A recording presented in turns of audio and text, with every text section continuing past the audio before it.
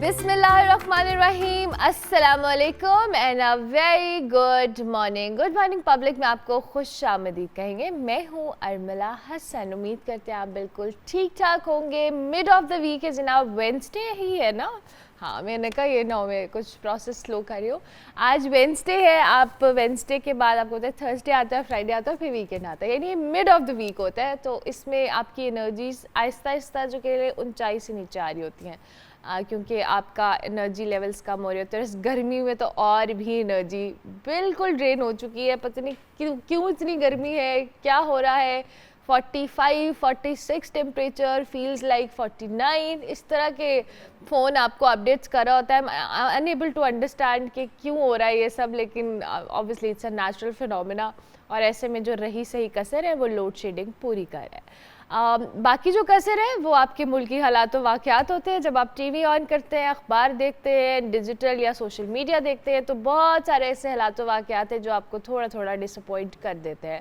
लेकिन कोई बात नहीं, डिसअपॉइंट नहीं होना। हम पाकिस्तानी हैं, हमें आदत होनी चाहिए अच्छी मोटिवेशन की, क्योंकि ये सारे सिनेरियो हमने देखे हैं और हम आगे भी देखेंगे। इसके लिए आपने होपफुल ये रहना है कि आपको आदत हो जाए और आप इसके इम्यून हो जाए। प्रोग्राम के आगाज़ में जी आपको पता है हमने पॉलिटिकल सिनेरियो पे बात करनी होती है। कल एक तकरीब हुई और तकरीब में नवाज शरीफ साहब 6 बरस के बाद पार्टी की जो सदारत है उन्होंने संभाल ली है। इस हवाले से आज हम बात करेंगे कि क्या नवाज शरीफ साहब की दोबारा से पार्टी संभालने से जो करंट सिनेरियो में, दो मैं मुश्किलात नहीं कहूँगी क्योंकि इस वक्त नून लीग की हुकूमत है, बट चैलेंजेस हैं जो उन्हें आइंदा आने वाले दिनों में भी फेस करने हैं। क्योंकि हम बजट के हवाले से बात करें, बजट आने वाला है, इकॉनमी की सूरत हाल कुछ इतनी हौसला अफजा नहीं है। इसके साथ साथ जी बानी पीटीआई इमरान खान साहब जो इस वक्त जेल के अंदर है, और हुकूमती अरकान के हवाले से ये हमने भी ऑब्ज़र्व किया और आप भी ज़रा सुनते होंगे कि आए रोज़ कोई ना कोई हुकूमत के वज़रा अरकान उठते हैं और कहते हैं कि इमरान खान साहब इस मुल्क के लिए ख़तरा है। आज हमने इस बारे में बात करनी है कि एक शख्स जो जेल के अंदर मौजूद है वो किसी हुकूमत के लिए किस तरह से ख़तरा है, उनके थॉट प्रोसेस इस बारे में क्या है कि ये ख़तरा क्यों इमरान खान साहब उनके लिए हैं और उनकी सियासत के लिए क्यों है। एक बंदा जो ना अपने पार्टी के लोगों से उस तरह से बात कर सकता है, दो कि वो कॉन्टेक्ट में है, जाहिर है पार्टी की तमाम तो स्ट्रैटेजी को करते हैं, लेकिन उसके बावजूद जो हुकूमती वज़रा हैं या अरकान हैं ये स्टेटमेंट्स देते रहते हैं, किस बुनियाद पर देते हैं इस पर भी बात करेंगे। और जजेस के खिलाफ भी हुकूमती पार्टी के अरकान में से कोई ना कोई इल्ज़ाम तराशी करता रहता है। कल जब हम नवाज शरीफ साहब की वो जो पार्टी सदारत संभालने की तकरीब थी उसमें उन्होंने कहा भी कि जिन जजेस ने उनको निकाला था उनके मुंह काले हो गए और उनके फैसले रद्दी की टोकरी में चले गए, ऐसा नवाज शरीफ साहब ने कहा।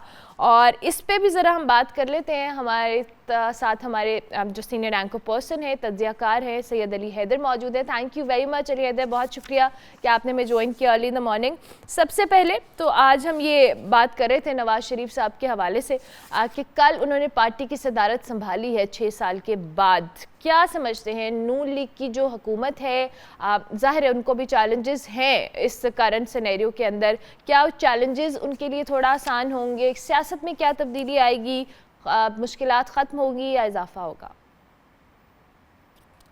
सबसे पहले तो बहुत बहुत शुक्रिया अर्मिला आपका कि आपने अपने शो में दावत दी। मुझे लगता है कि जो नून लीग को मुश्किलात दरपेश हैं या थीं वो पहले ही उनका ख़ात्मा हो चुका हुआ है। नवाज़ शरीफ का वापस आना उसका इस बात की निशानी थी कि नवाज़ शरीफ साहब ये तमाम शराइत तय करके आए हैं। देखिए जो मुश्किलात नून लीग को थी वो मुश्किलात वो थी जो नवाज़ शरीफ को लाहक थी। नवाज़ शरीफ का तैयारा अभी हवा में था कि उनकी मुश्किलात जो है वो रफ़ा होती गई, तो जैसे जैसे वो मुश्किलात ख़त्म होती गई तो नून लीग पे अगर कोई स्याह बादल मंडला भी रहे थे तो वो ख़त्म हो गए। और मुश्किलात ऐसी ख़त्म हुई कि 8 फरवरी का इलेक्शन एक तरह से प्लेट में रख के नून लीग के हवाले कर दिया गया। तो जो नवाज़ शरीफ साहब को सदारत का ओहदा वापस दिया गया है, बेसिकली ये तो पैगाम था, एक पैगाम था उस वक्त की इस्टेब्लिशमेंट ने जिस तरह से नवाज़ शरीफ साहब को एक ऐसे मुकदमे में डाल के उनको उतारा, ओहदे से उतारा, फिर उनको बाहर भेजा गया। वो बाहर भेजा जाना भी एक अरेंजमेंट था, इसमें भी किसी को कोई शक नहीं है। तो जब सब कुछ ये हो रहा था अर्मला, तो उसके बाद नवाज़ शरीफ साहब ने एक बयानिया बनाया था। वो बयानिया था वोट को इज्जत दो। वो बयानिया था कि ये 5 जजेस एक मुंतखब वज़ीर आज़म को कैसे नाअहल कर सकते हैं। वो बयानिया था कि जनरल बाजवा ने, जनरल फैज़ ने और फलां ने मेरी हुकूमत को घर चलता किया।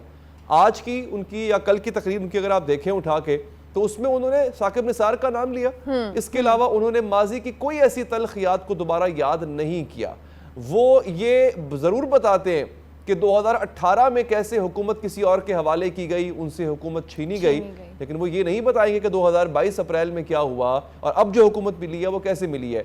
तो नवाज शरीफ फिलहाल नजर ये आ रहा है कि वो एक सिलेक्टिव किस्म का बयानिया जो है उसको वो हैमर कर रहे हैं और इसमें नवाज शरीफ साहब की अपनी जो मुश्किलात हैं वो भी खत्म हुई हैं और नून लीग के तो पहले ही इस वक्त पांचों घी में। अच्छा, ठीक हो गया। अच्छा अली हैदर, मैं आपसे ये भी जानना चाहूँगी इमरान खान साहब के हवाले से। हम सबको पता है कि वो जेल के अंदर मौजूद है, लेकिन आए रोज़ हुकूमती अरकान की बात कीजिए, वज़रा की बात कीजिए, उठते हैं टीवी के ऊपर आते हैं, सोशल मीडिया पे आते हैं, एक बयान दे देते हैं कि उनकी सियासत को इमरान खान से ख़तरा है। एक बंदा जो जेल के अंदर है, आपने उसको एक अपने मुताबिक कि अब उनका जो सियासी मुस्तकबिल है वो ख़त्म हो चुका है, ना उनको अपने पार्टी या दीगर लोगों से मुलाकात की इजाज़त है, ना उनके रहनुमा उस तरह से मंजर आम के ऊपर हैं।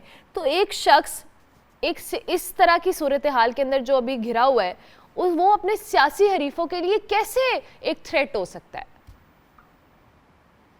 देखिए, इमरान खान साहब अगर फ़िलहाल हुकूमत के लिए या उनकी अपोजिशन के लिए ख़तरा है तो वो बजा ख़तरा है।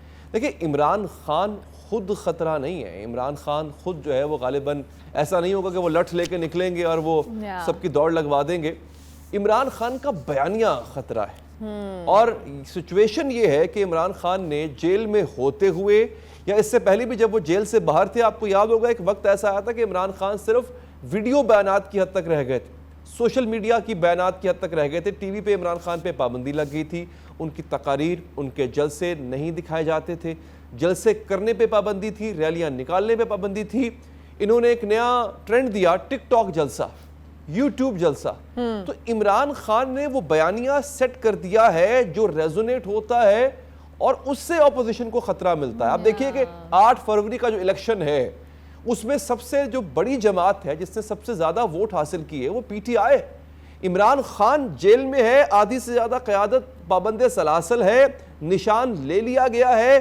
कोई 70 किस्म के निशान थे जो कि हलकों में फ्लोट कर रहे थे। अवाम आधी से ज्यादा अनपढ़ है, उसके बावजूद भी इमरान खान के लिए उन्होंने अपना निशान भी ढूंढा, अपने कैंडिडेट को आइडेंटिफाई भी किया, डर के माहौल में जाके उन्होंने वोट भी डाला। वो किसको डाला? वो इस आदमी के बयानियों को वोट डाला। तो वो जो कहते हैं कि इमरान खान, अगर इमरान खान पे लेबल लगाना है कि वो मुल्क दुश्मन है और उसकी वजह भी ये है कि वो डरते हैं इमरान खान से, वो असल में उसके बयानिए से डरते हैं जो वो बनाने में कामयाब हो गया है। और जैसे कहा कि रेजोनेट कर रहा है। रेजोनेट का मतलब है कि वो आगे बढ़ता जा रहा है। जैसे आप पानी में पत्थर फेंके तो उसकी लहरें किनारे तक जाके लगती हैं, तो ऐसे ही उसके बयानिए की लहरें जो है वो फैल रही हैं। बयानिया ठीक है, नहीं वो तो एक साइड स्टोरी है, but still you are right कि एक बयानिया जो है शायद यही खतरा है इस बयानिए से। अच्छा, ये जो जजेस के खिलाफ स्टेटमेंट्स आती हैं, मुख्तलिफ हम रहनुमाओं की भी बात कर रहे हैं, हुकूमती पार्टी के कोई ना कोई अरकान उठते हैं जजेस के ऊपर इल्ज़ाम। कल नवाज शरीफ साहब की हमने तकरीर भी सुनी, उन्होंने कहा कि जिन जजेस ने फैसला दिया उनको उन्होंने निकाला था जिनको, उनके मुँह काले हो गए हैं और उनके फैसले जो है रद्दी की टोकरी की उसमें चले गए हैं। वज़ीर आज़म तो जो सिटिंग जजेस हैं उनके हवाले से भी स्टेटमेंट दे चुके हैं। ये जो अदलिया मुखालिफ एक बयानिया बनाया जा रहा है, बार बार बनाया जा रहा है, हम देख रहे हैं इससे तो मजीद तनाव ही हो रहा है, सूरत हाल बेहतरी की तरफ नहीं जा रही। अली हैदर, देखिए, पाकिस्तान की तारीख ने ये सियासतदानों और अदलिया के तनाव की कैफियत कोई पहली दफ़ा नहीं देखी है।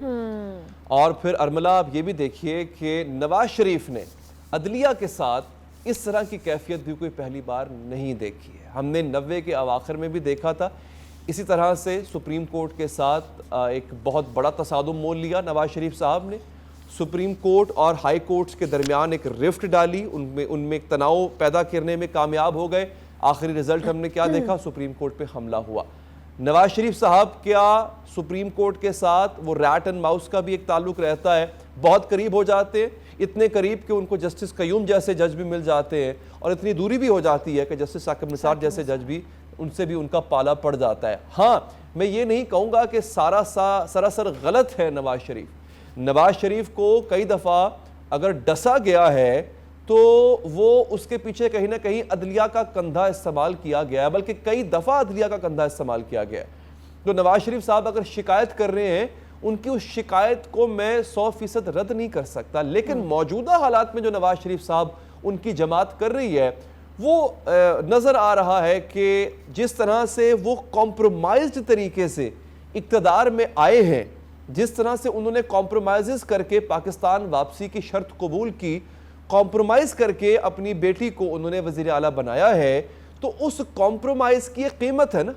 इतना कुछ जो नवाज शरीफ साहब को 4 साल की जलावतनी के बाद प्लेट में रख के दे दिया गया है, उनके केसेस ख़त्म हो गए, कोalition गवर्नमेंट बन गई। ख़बर तो ये थी कि नवाज शरीफ साहब शायद अपना भी हल्का हार जाएं, लेकिन खुशकिस्मती उनकी वो जीत गए। तो जो इतना कुछ मिला है उसकी कीमत भी तो है ना, उसकी कीमत अब नवाज शरीफ साहब ने अदा करना शुरू कर दी है। शहबाज शरीफ साहब थोड़ा शायद एक्स्ट्रा कीमत अदा करना चाह रहे हैं, तो उन्होंने थोड़े से सख्त अल्फाज इस्तेमाल कर दिए। तो ये महाज आराई कसदन की जा रही है, इसका नतीजा कुछ भी निकल सकता है, लेकिन फिलहाल नजर आ रहा है कि हुकूमत फ्रंट फुट पर जाके मजीद ऑफेंसिव अपना एक बयानिया अपनाए हुए। अच्छा जी, नैब ऑर्डिनेंस एक बड़ा मसला है, और वो मसला ये है कि जब भी इसमें कभी तरमीम की बात होती है तो सियासतदान उठते हैं और कहते हैं कि जी ये काला कानून है। तो फिर सब मिलकर ये काम, इसका एक दफ़ा सोल्यूशन क्यों नहीं निकाल लेते अली हैदर साहब, के ऐसा कानून क्यों नहीं बना लिया जाता कि जो मुल्क कौम के लिए भी बेहतर हो, और जब इसमें कोई तरमीम या कोई भी बात हो तो इन सियासतदानों को भी उठकर इस पे एतराज़ात ना करने पड़े। अरबला, ये बात आपकी ठीक है कि सियासतदानों ने इस कानून को अपने फ़ायदे के लिए इस्तेमाल किया है, हरीफों को पछाड़ने के लिए इस्तेमाल किया है, लेकिन इसमें भी कोई शक नहीं है कि इस कानून का जो इस्तेमाल है वो हमेशा सियासी बुनियादों पर ही हुआ है। और अब सियासतदान खुद भी समझ गए हैं कि आज नहीं, आज उनकी बारी है, कल किसी और की होगी, दोबारा घूम फिर के फिर इनकी बारी होगी। तो अगर आपको याद होगा, नून लीग के मंशूर में, ये इस दफ़ा जो इलेक्शन हुए, नून लीग के मंशूर में वाज़े लिखा था नैब का खात्मा, तरमीम वरमीम कोई नहीं, बाकायदा नैब के इदारे को ही खत्म करने की बात की गई थी। आई एम नॉट श्योर कि अब इस पे वो बात क्यों नहीं कर रहे, हो सकता है आगे चल के इसको वो अपने ऑब्जेक्टिव का हिस्सा बनाए, लेकिन जमातें तो अब इस बात पर मुत्तफिक हैं कि नैब को खत्म किया जाए, सिवाय तहरीक इंसाफ के। आपको पता है नैब तरमीमी ऑर्डिनेंस के खिलाफ तहरीक इंसाफ, इमरान खान साहब लास्ट टाइम जो अपेयर हुए थे, इमरान खान ही जस्टिस बंदयाल के दौर में इसके खिलाफ गए थे। तो तहरीक इंसाफ को तो लगता है कि ये जब नैब को टूथलेस कर देंगे तो बेसिकली ये अपना फरार इख्तियार करेंगे, लेकिन तहरीक इंसाफ के दौर में, खान साहब के दौर में जितना नैब का बेदरेग इस्तेमाल किया गया, और फिर खुद खान साहब का ऑन रिकॉर्ड अपना बयान है कि नैब के ऊपर तो हमारी चलती नहीं थी, नैब तो जनरल बाजवा चला रहे थे, ये खुद खान साहब के अपने बयानात है। तो नैब इस्तेमाल तो होता रहा है। अगर आप किसी भी जी शऊर शख्स से पूछें तो ऐसे इदारे की क्रेडिबिलिटी क्या रह जाती है जो सिर्फ एक पॉलिटिकल विक्टिमाइजेशन का टूल हो? क्या ऐसा इदारा अपनी क्रेडिबिलिटी खो नहीं चुका हुआ? तो फिर मेरा ख्याल है इसकी ओवरहॉलिंग की ज़रूरत है, इसमें तरमीम की ज़रूरत है, या अगर इसकी अबॉलिशमेंट यानी इसका खात्मा भी अगर करना पड़ता है और फिर कोई बेहतर इदारा लाना पड़ता है तो ऐसा कर लेने में कोई हर्ज नहीं, कोई हर्ज नहीं। और बेहतर इदारा अगर लाना भी पड़ता है तो फिर उसकी क्रेडिबिलिटी के हवाले से भी मेक श्योर किया जाना चाहिए इन्हीं सियासतदानों की जानिब से कि कोई भी एतराज़ उठकर ना करे किसी भी कानून के हवाले से। Thank you very much Ali Haider, बहुत शुक्रिया कि आपने अर्ली इन द मॉर्निंग हमें ज्वाइन किया। मौजूदा सूरत हाल पर अपना तजिया दे रहे थे। हम ब्रेक लेंगे, ब्रेक के बाद वापस आएंगे। आप देखते रहिए गुड मॉर्निंग पब्लिक।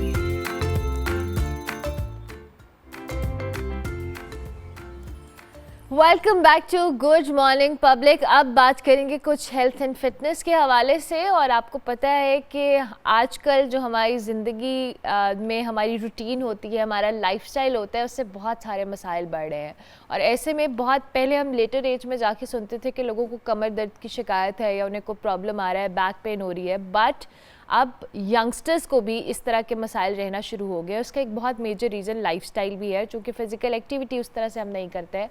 सो आज हम इस जो इशू है इसको एड्रेस करेंगे कि कमर दर्द के कौन कौन से मसाइल होते हैं, वजूहात क्या होती हैं, इससे क्या फ़र्दर मसाइल हो सकते हैं, आप इसको अवॉइड कैसे कर सकते हैं, कौन सी ऐसी एक्सरसाइजेज़ हैं जो आपने अपनी ज़िंदगी में शामिल करनी है ताकि आपको जल्दी या लेट कमर दर्द के जो इश्यूज़ हैं वो ना हो। इसी हवाले से बात करेंगे। हमारे साथ प्रोफेशनल फाइटर हैं मोहम्मद अवैस, बॉक्सर, इनको हम खुश आमदीद कहते हैं। Thank you very much. कैसे हैं आप अवैस? ठीक ठाक? अल्हम्दुलिल्लाह मैं ठीक ठाक, आप कैसे हैं? बिल्कुल ठीक ठाक। अवैस, सबसे पहले तो ये बताएं कि आप एक प्रोफेशनल फाइटर भी हैं, you are a boxer too. आपका ये करियर कब से जारी है और अभी भी आप क्या प्रोफेशनली इसको परसू कर रहे हैं? जी, मैं 2011 से प्रोफेशनल फाइटर हूँ। तब Okay. से मेरी स्ट्रगल चल रही है और अल्हम्दुलिल्लाह मैं वर्ल्ड चैम्पियनशिप का सिल्वर मेडलिस्ट हूँ। इंटरनेशनल Wow, मेडल है मेरे पास। माशाल्लाह। तो अभी मैं जिम ट्रेनर हूँ, साथ Okay. कोचिंग कर रहा हूँ, चूँकि आपको पता है पाकिस्तान में इतनी स्पोर्ट्स को सपोर्ट नहीं करते। हम्म। बकाया गेमों को करते हैं, जैसे कि लाइक क्रिकेट जो है, लेकिन बॉक्सिंग मार्शल आर्ट को इतना सपोर्ट नहीं किया जाता यहाँ। हम्म। कुछ घर वाले भी हैं, वो बच्चों को डरते हैं चोट ना लग जाए, इंजरी ना हो Yeah, जाए इस वजह exactly. से।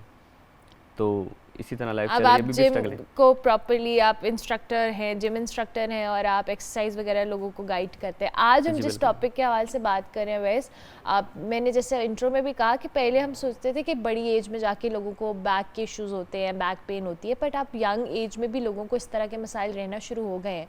आप चूँकि जिम में ट्रेनर भी हैं, लोग जब आते हैं, क्या इशूज़ और क्या वजूहत आपको अभी तक समझ में आई हैं? मेरे पास जितने भी क्लाइंट्स हैं उनका यही मेजर इशू है। एक तो ऑफिस वर्क बहुत ज़्यादा है, दूसरा स्क्रीन टाइम बहुत ज़्यादा है। तो उनको मेजर यही चीज़ है कि उनकी बैक पेन और बॉडी पोस्चर बिल्कुल ख़राब हो जाता है, जिसकी वजह से बैठ के चेयर पे बैठ के या फ़ोन यूज़ कर के उनकी जो बैक बोन है उसमें पेन निकलना शुरू हो जाती है। वो बहुत पावरफुल होती है वो पेन, मतलब कि वो आपका बॉडी पोस्चर ही ख़राब कर देती है। तो इस वजह से मैं उसकी एक्सरसाइज ज़्यादा करवाता हूँ। अच्छा, ये जो हम ऐसे बैठ के भी फ़ोन यूज़ करते हैं और लेट कर भी समटाइम्स Yes, हमारा होता है, जब तो हमारी उस- नेक नीचे होती है तो फ़ोन यूज़ कर रहे हैं, वो हाँ। हमारा बॉडी पोस्चर ठीक रखनी है, हमारे शोल्डर को अप रहना चाहिए, Okay. बैक को स्ट्रेट रखना चाहिए। और इस जो तरह अक्सर लोग तो ऐसे ही बैठते हैं, बिल्कुल। मुझे खुद भी शोल्डर ऐसे डाउन करके बैठने की आदत है, इसी वजह से ये पोस्चर खराब होता है ये। बिल्कुल ऐसे। ओह अच्छा, तो आज आप किस तरह के एक्सरसाइजेज हमें बताएंगे कि क्या कौन कौन सी एक्सरसाइज हैं जो करनी चाहिए आपको हमेशा से या स्टार्टिंग से ही, ताकि आपके इस तरह के मसाइल ना हो? जी श्योर, रोज़ाना की सिर्फ 2 मिनट, 2 मिनट? मॉर्निंग में सिर्फ 2 मिनट वो एक्सरसाइज करें, आपका आहिस्ता आहिस्ता से बॉडी पोस्चर भी ठीक हो जाएगा Okay. और बैक पेन भी किल हो जाएगी सारी, टोटली ठीक है, आप थोड़ा सा हमारे देखने वालों को उधर आ जाएं, जी, तो sure. एक्सरसाइज के हवाले से बता दें, साथ साथ हम बात भी करते रहते हैं कि क्या ये मैं किस- रिमूव करूँगा। जी जी, आप जनाब ये जो बॉडी पोस्चर्स या इनकी बात करें, चूँकि हमारा screen time as we said कि बहुत ज़्यादा होता है और समटाइम्स हमें बड़े प्रॉब्लम होती है कि कुछ लोगों को झुक के या उनके इस गर्दन की थोड़ी नीचे वाली साइड पे एक बम्स आ जाता है, वो उसकी रीज़न भी यही होती है कि आप यूज़ ज़्यादा कर रहे होते हैं फ़ोन। जी अवैस, सबसे पहले स्ट्रेचिंग करेंगे हल्की सी। ठीक है। साथ साथ आप अवैस एक्सप्लेन भी करते कि इनके फ़ायदे क्या होते जी। हैं स्ट्रेचिंग के हम and all। कोई भी स्ट्रेचिंग कर रहे हैं, कोई भी वार्म अप कर रहे हैं, कोई भी स्पोर्ट्स कर रहे हैं, तो हम अपनी बॉडी को सबसे पहले स्ट्रेच करते हैं ताकि हमारी बॉडी रेडी हो जाए किसी भी एक्सरसाइज के लिए, ताकि हमारे मसल्स पेन ना निकले। ओके।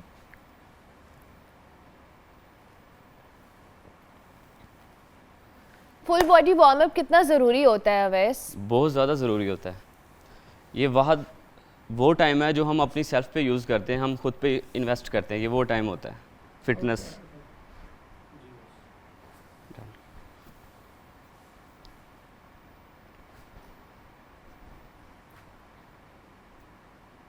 अच्छा अवैस, नॉर्मली लोगों को आदत नहीं होती है कि वार्म अप करते हैं और बाद में वो कूल डाउन भी नहीं करते अपनी बॉडी कूल को। डाउन भी मोस्ट इम्पोर्टेंट। हाँ, उसके हवाले से भी थोड़ा सा बताएं। जी, जैसे कि हम जब ट्रेनिंग करते हैं, हम ट्रेनिंग करके ट्रेनिंग ख़त्म करते हैं, हमारी बॉडी फुल ब फुल हीटअप हो जाती है, तो कूल डाउन किए बगैर हम बाहर जाते हैं, ठंडी हवा लग जाती है, तो Yeah. हमारे जो मसल्स हैं वो स्टिफ हो जाते हैं, ओके, तो इसलिए कूल डाउन लाजमी करना पड़ता है। ठीक हो गया। अच्छा, ये बैकबोन की एक्सरसाइज है।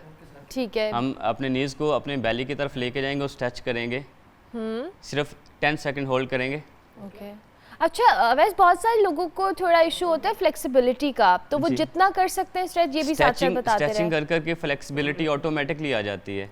ठीक है। 10 सेकंड होल्ड करने के बाद इसको ऑपोजिट साइड पे लेके जाएंगे, देन आप दूसरी तरफ देखेंगे ऑपोजिट साइड। ओके।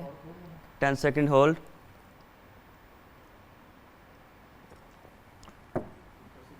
और ये सिर्फ बैक की एक्सरसाइज है, राइट? बिल्कुल चेंज स्विच सेम। और ये 10 सेकंड्स ईच साइड है। Yes, okay. सेम उसी तरह ऑपोजिट साइड लेके जाएंगे, खुद ऑपोजिट साइड पे देखेंगे। ठीक है। 10 सेकंड होल्ड, और ये किसी भी एज के लोग कर सकते हैं? किसी भी एज के। ओके। बस आपको एक फ्लो मैट चाहिए, एक्सरसाइज मैट चाहिए, और उसके ऊपर आप दिन में 2 मिनट ही सेट किया आपने, 2 Yes. मिनट अपने लिए निकालने हैं सुबह सुबह या जी किसी भी टाइम पे आप जब भी फ्री हैं। यस। ओके। सेकंड है, अपने हाथ को इस तरह खोलेंगे, ठीक है। अपनी नीज को अप करेंगे, इसको ठीक है। ऑपोजिट साइड पे लेके जाएंगे, ऑपोजिट साइड पे देखेंगे। ओके, अब 10 दोनों second नीज के hold. साथ आप बता रहे हैं, पहले आपने सिंगल बताया था। ओके। Yes. ये आपकी जो बैक बोन है उसके जितने भी मेजर इशू होते हैं उनको स्ट्रेच करके उनको अपनी जगह पे लेके आते हैं, पोस्चर भी सीधा हो जाता है और बैक पेन भी आहिस्ता आहिस्ता से किल होना शुरू हो जाती है। अच्छा, वैसे नॉर्मली जो जिनकी एज ज़्यादा हो रही होती है उनकी बैक की ऑटोमेटिकली पेन या उनके जोड़ों में दर्द और इस तरह के मसाइल शुरू हो जाते हैं, उनको आप किस तरह की रिकमेंड करोगे एक्सरसाइज कि वो भी यही कर लें? बिकॉज बहुत सारे लोगों को ज़मीन पे बैठने में लेटने में प्रॉब्लम होती है। बिल्कुल, ये स्ट्रेचिंग और बैलेंस है, हमारा जब पोस्टर सीधा हो जाता है तो हमारी बॉडी एक बैलेंस में रहना शुरू हो जाती है। ठीक है। जब हमारा बैलेंस होगा तो हमें किसी चीज़ का इशू नहीं होगा। अब रोज़ाना की ज़िंदगी में अगर आप स्ट्रेचिंग स्टार्ट कर देते हो, रोज़ाना की सिर्फ 2 मिनट या 10 मिनट आप सुबह मॉर्निंग में एक्सरसाइज करें, विद इन ये स्ट्रेचिंग करें, आपकी ये सारे मसले हल होना शुरू हो जाएंगे। ओके, आपको खुद ये ब आप खुद जो भी बता रहे हैं इसको भी थोड़ा सा एक्सप्लेन कर दें। बिल्कुल, ये भी बैक पेन की है, इस वजह से ये बैक जो हमारी रीढ़ की हड्डी है उसको स्ट्रेच करना है, पहले लेग को स्ट्रेट करना है, देन अपनी बॉडी को फुल ऑपोजिट साइड पे मूव करेंगे Okay. हम जितना कर सकें लास्ट पे हाँ, जाके, जितना पुश कर सकते हैं, ज़्यादा करने की ज़रूरत नहीं है, सो दैट आपका Yes. और कोई मसला ना हो, जितना इजीली कर सकते हैं कर बस। सकते हैं। अच्छा, बहुत सारे लोग ऑफिस जाते हैं, उनकी सिस्टम्स पे बैठे हुए हैं, काम कर रहे हैं, तो उनके शोल्डर्स और उनकी जो गर्दन है उससे बहुत पेन निकलती है, उनको भी आप यही एक्सरसाइज रिकमेंड करेंगे, उनको कुछ और बिल्कुल, बताएंगे आप? ये सबके लिए है। Okay. जो हमारी टोटल फिजिक है वो बैक बोन पे है, टोटल ओवरऑल, तो हमारा जो पोस्टर है, हमारा जो बैलेंस है वो उसी पे है, तो अगर हम उसको स्ट्रेच करेंगे तो हमारा ओवरऑल बॉडी हो जाएगा। अच्छा, आप करेंगे नीज़ को स्ट्रेट रखेंगे, पीछे से पाँव को बिल्कुल सीधा रख के जितने स्ट्रेच कर सकते करेंगे, ऊपर को ओके, देखेंगे। It's like a cobra pose, Yes. Right? Okay. 10 second hold. अच्छा, ये वैसे नॉर्मली आपको ये स्ट्रेचिंग बहुत हेल्पफुल होती है, बहुत सारे लोगों को ये नेक के ऊपर भी स्ट्रेस होता है, तो आप जब फ़ोन यूज़ कर रहे होते हैं तो ये डबल चिन का इशू होता है, उसके लिए भी Yes. मेरी ट्रेनर ने मुझे बताया था कि आपने डबल चिन कम करनी है तो you can do such exercises. Change, 10 second hold, then फिर चेंज। ओके। अच्छा, ये 10 सेकेंड्स होल्ड लाजमी करना है Yes. आपने, सो दैट आपकी मसल्स अच्छी तरह स्ट्रेच हो जाए, इट्स इम्पॉर्टेंट। चेंज। और ये लास्ट एक्सरसाइज है, जी। आपके बाजू सीधे शोल्डर के बिल्कुल ऑपोजिट होंगे, नी बिल्कुल स्ट्रेट। ठीक आप हो जैसे कमर को नीचे को बेंड करेंगे, आप ऊपर की तरफ देखेंगे, लुक स्ट्रेट। गया। ओके। ये सबसे ख़ास एक्सरसाइज है बैक बोन की। जब आप कमर को अप करेंगे, गर्दन को नीचे को करेंगे। Okay, just 10 time, 10 times. Okay, 10 reps करने हैं स्लो बिल्कुल स्लो, आप खुद फील करेंगे। और आपकी कंसंट्रेशन ये आपको बहुत ध्यान से करना चाहिए भी, क्योंकि आपका पूरा ध्यान आपकी एक्सरसाइज पे होना चाहिए। सो इंजरी के चांसेस भी आप अवॉइड कर सकते हैं, और वैसे भी कोई आपकी इधर उधर ख्यालात भी हैं, डेडिकेशन के साथ एक्सरसाइज करनी चाहिए, इट्स वेरी इंपॉर्टेंट। यस। ठीक हो गया, 10 रेप्स करने हैं, राइट? Yes. ये ठीक हो गया, ज़बरदस्त। इसके अलावा इन द एंड वैसे कुछ भी कहना चाहें लोगों को जो इस वक्त आपको देख रहे हैं? मैं ये कहना चाहता हूँ कि एक हेल्दी लाइफस्टाइल होना चाहिए सबका, क्योंकि हर बंदा अपने काम में बिज़ी है, हर किसी को जॉब की ज़रूरत है, जॉब कर रहा है, कुछ बिज़नेस कर रहे हैं, तो वो उन सबको मद्देनज़र रखते हुए अपनी खुद की ज़िंदगी को भूल जाते हैं। लेकिन जितना वो खुद को टाइम देंगे, जितना वो फिट होंगे, वो घर वालों के लिए और अपने लिए काम कर सकेंगे। बिल्कुल ठीक तो है। उनको फिट रहने के लिए अपनी ज़िंदगी में आधा घंटा एटलीस्ट इतना तो निकालना पड़ेगा। हाँ, रोज़ आप कर लें, आधा घंटा अपने लिए निकालें, it's very important. Thank you very much Awais, बहुत शुक्रिया कि आप हमारे साथ मौजूद हैं। जनाब, body posture is very important, और वही बात है कि हम स्क्रीन टाइम, अपने वर्किंग रूटीन की वजह से, वर्किंग पैटर्न्स की वजह से हमें बड़ी मुश्किलात होती हैं, हमारे पॉस्चर्स ख़राब हो जाते हैं, हम उस तरह से फिज़िकल एक्टिविटी भी नहीं करते और एक्सरसाइज भी नहीं करते। आज अवैस ने बड़ी अच्छी टिप्स दी कि अगर आप बैक पेन को या बैक रिलेटेड इश्यूज़ को अवॉइड करना चाहते हैं तो आप किस तरह से रोज़ाना के 5 से 10 मिनट अपने लिए निकाल कर अपनी ये बैक को स्ट्रेच करके आप बहुत सारे इश्यूज़ को सॉर्ट आउट कर सकते हैं। सो ये उम्मीद करते हैं आपको हेल्पफुल रहा होगा ये सेगमेंट। हमने ब्रेक लेनी है, हम ब्रेक के बाद वापस आएंगे। आप देखते रहिए good morning public.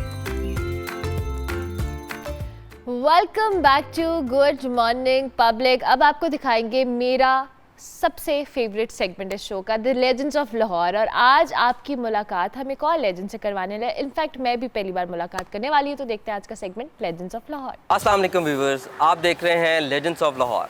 My self Kumail. मैं इस टाइम मौजूद हूँ अंदरून शहर लाहौर में, और जैसे कि हर एक कहावत है कि इंसान अपने नाम से ज़्यादा अपने काम से जाना जाता है, और मेरे काम को देखते हुए ही लेजेंड्स ऑफ लाहौर की टीम ने मुझसे रब्ता किया, और मैं उनका बड़ा शुक्रगुज़ार हूँ अब बात करते हैं कि मैं काम क्या करता हूँ। वैसे तो लाहौर पे और लाहौर के विरसे पे बहुत से लोगों ने बहुत काम किया और बहुत अच्छा काम कर रहे हैं। मैं चाहता हूँ कि इसको एक और नज़रिए से लोगों को दिखाया जाए, इसलिए मैंने इंस्टाग्राम पे वीडियोस बना के, रील्स बना के एक सीरीज़ शुरू की जिसमें लाहौर के doors of Lahore, fresco of Lahore, Archies of Lahore, ये छोटी छोटी चीज़ें जो लाहौर की हमेशा से खासियत रही हैं, उनके मॉन्यूमेंट्स में, फ्लोर्स ऑफ लाहौर और मेरी सबसे फेवरेट झरोकाज़ ऑफ लाहौर। तो मैंने इस पे काम किया और मुझे बड़ी एप्रिसिएशन मिली। खैर ये बातें तो होती रहेंगी, लेकिन एक कप चाय का हो जाए तो इन बातों का मज़ा दुबाला हो जाए। तो आए एक कप चाय पीते हैं और लाहौर के विरसे पे मज़ीद बात करते हैं। चाय हमारी आ चुकी है, चाय आ गई है, चाय के साथ साथ लाहौर पे बात करते हैं। लाहौर को देखें, एक बहुत बड़ी तारीख़ है लाहौर की, हमेशा से बड़े लोगों ने फ़तह किया है इसको, बड़े मुगलिया दौर गुज़रे, सिख दौर गुज़रे, तो लाहौर से सबको एक इश्क भी था। जिस तरह जहांगीर का कहा जाता है कि उनको लाहौर से बड़ा इश्क था, वो चाहते थे कि वो लाहौर में रहें। तो ये लाहौर की मिट्टी से, लाहौर के लोगों से उनको ऐसी मोहब्बत थी कि हर कोई यहाँ बसना चाहता था। मैंने जो सीरीज़ स्टार्ट की लाहौर की, उसमें मैंने इसीलिए उन पॉइंट्स को, उन बारीक चीज़ों को मैंने पॉइंट आउट किया जो कि हम लोग देखते रहते हैं लेकिन वो हमसे इग्नोर हो जाते हैं। उसमें जैसे मैंने स्टार्ट किया लाहौर के दरवाज़ों से। लाहौर में मुख्तलिफ़ किस्म के आपको पुराने अदवार के, मुगलिया दौर के, हिंदू दौर के बहुत से दरवाज़े मिलेंगे।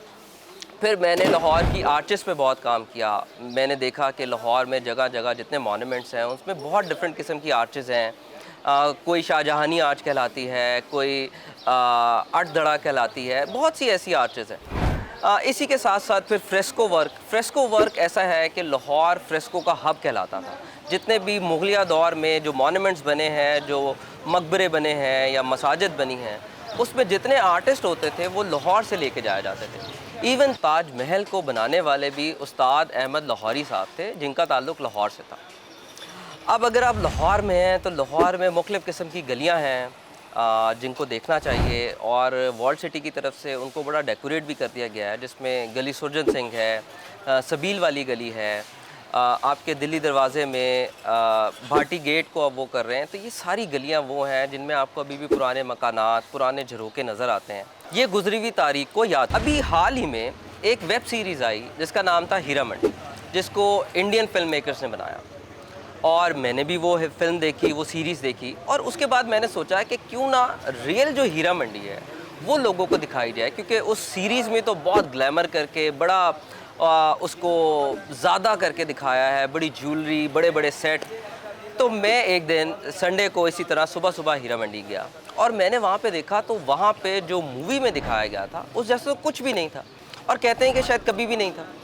मुझे लगता है कि इसका जो फुकदान है, इसकी जो मेन वजह है वो ये है कि हम आर्टिस्ट या फिल्म मेकर्स जो हैं वो कभी, हम दोनों एक दूसरे के मुल्कों को विज़िट ही नहीं कर पाते।